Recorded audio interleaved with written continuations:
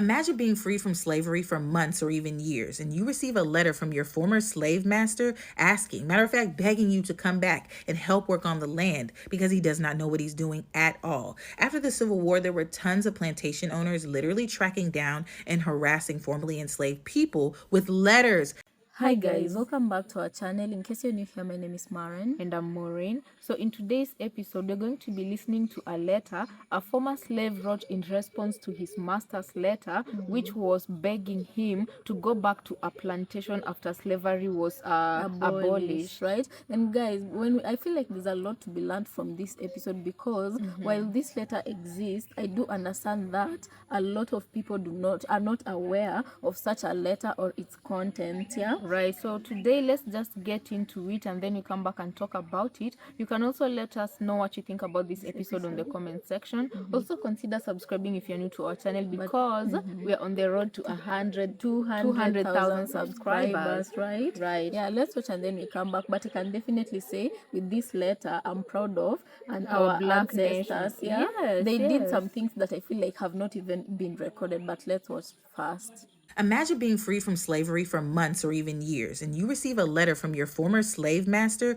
asking, matter of fact, begging you to come back and help work on the land because he does not know what he's doing at all. After the Civil War, there were tons of plantation owners literally tracking down and harassing formerly enslaved people with letters asking them and begging them to come back to these plantations because they did not know how to work the land at all. This man received one of those letters. He decided to do something a little different, not only write back, but clap back. And we're going to read that in a couple seconds. Now, get this. After he sent that letter to his former slave master, within 2 years, that former slave master had to sell his land for pennies and died. And what's even crazier is that researchers found the descendants of that slave master.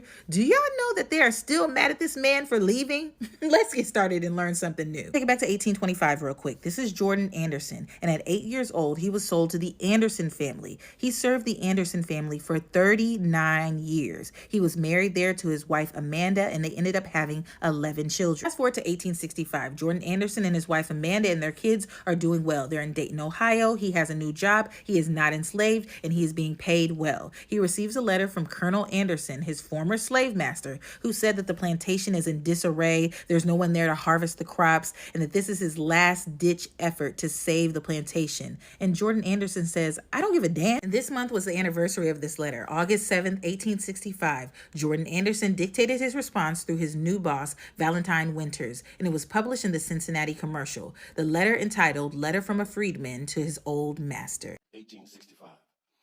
To my old master, Colonel P.H. Anderson, Big Spring, Tennessee. Sir, I got your letter and was glad to find that you had not forgotten Jordan and that you wanted me to come back and live with you again, promising to do better for me than anyone else can. I have often felt uneasy about you.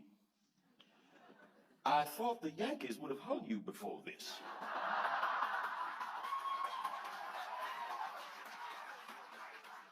For harboring Rebs that they found at your house.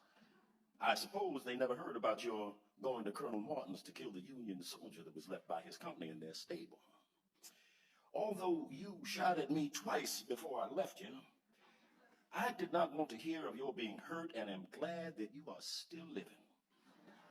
It would do me good to go back to dear old home again and see Miss Mary and Miss Martha, Allen, Esther, Green, and Lee. Give my love to them all and tell them I hope we will meet in the better world, if not in this.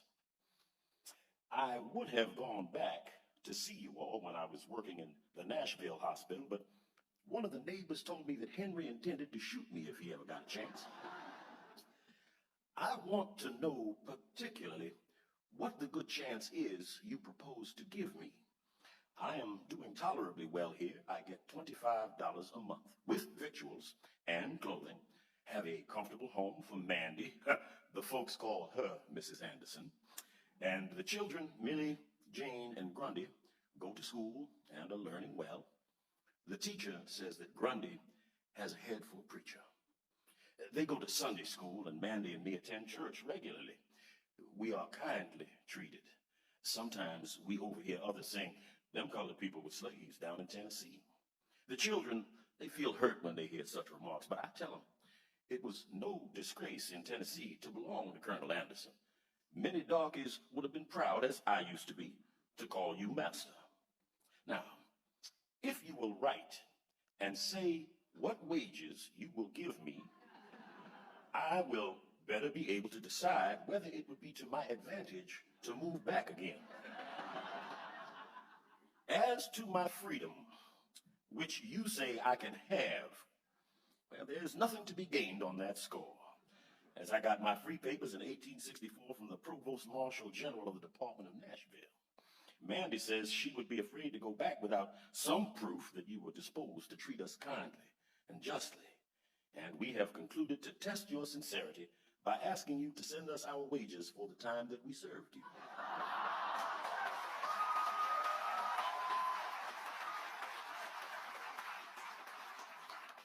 This will make us forget and forgive old scores and rely on your justice and friendship in the future.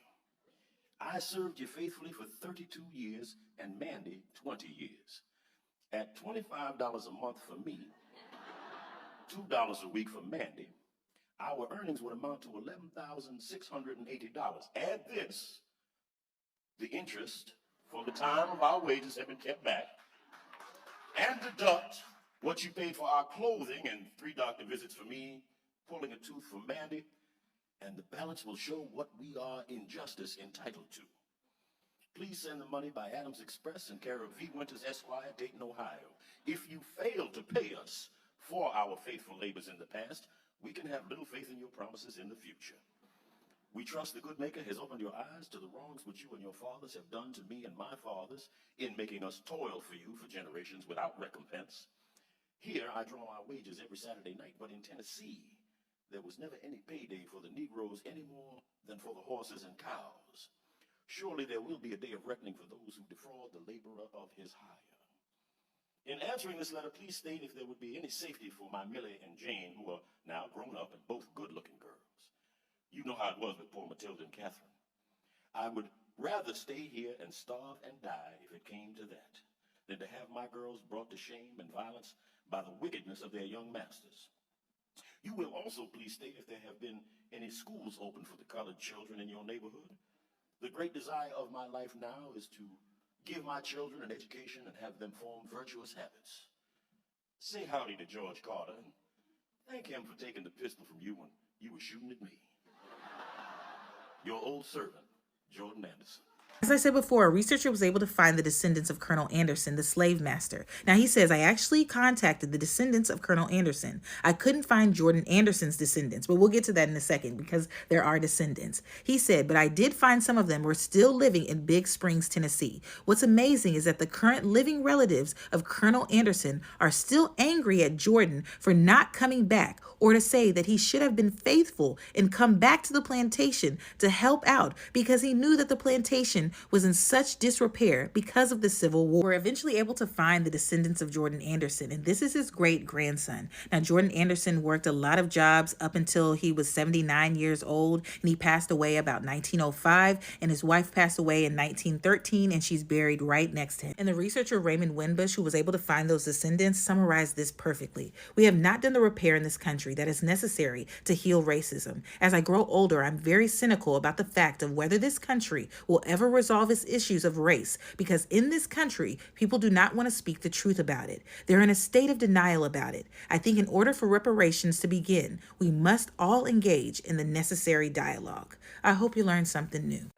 So guys, welcome back. Let us know what you think about the video we just played you, yeah? You know, I feel like such situations need to be taught in schools so that children can understand their history, both white and black. You know, there's one particular thing I feel like we need to emphasize. You know, in there used to be a time where propaganda was being run about black people being lazy, you know, but I feel like this letter, It exposed the true nature of which race was lazy, because by the way, back then, even right now, black people were accused a lot about being lazy, and 2 years. It just took 2 years after every slave, Had well, been freed. this slave was freed from his master, for his master to write to him, begging him to go back to his plantation. And it for only him to took 2 years for him to lose everything, because as per his admission, nobody could run the farm the same way Mr. Johnson did. Right, and Johnson or guys- Jonathan. And guys, the audacity of him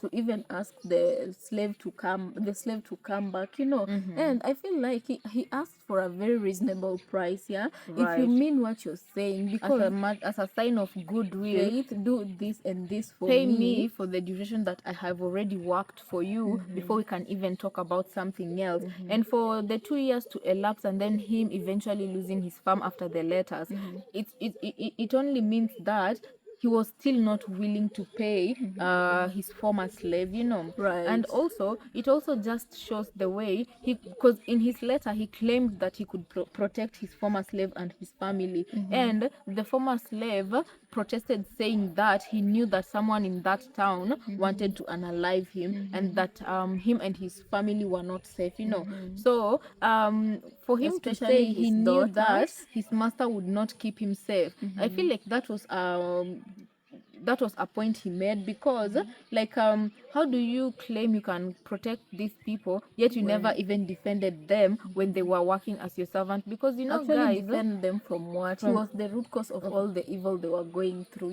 right, because guys, they usually say the true character of a person when that person has more power than you, by the way they handle themselves, and by the way they treat you, and by the way they just handle situations in general.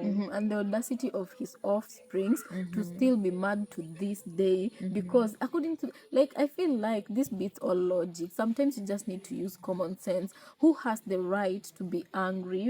Right. Like, how do you just sit there generation upon generation, you're feeling mad because somebody chose his freedom, because somebody chose to love better themselves, life. and because somebody chose a better life other than the one you're providing. Everybody has the right to want or do better for themselves. And this is why I normally say, when you reflect the mirror to white Americans, like the society you show them, this is really, really rotten, because racism is something that will never end. And it's quite pretentious for some to even say that their society is not made of racism. And you look at the Descendants, those ones who are still angry to death. They didn't, it's funny, they normally tell black people forget about it. It happened a long time ago.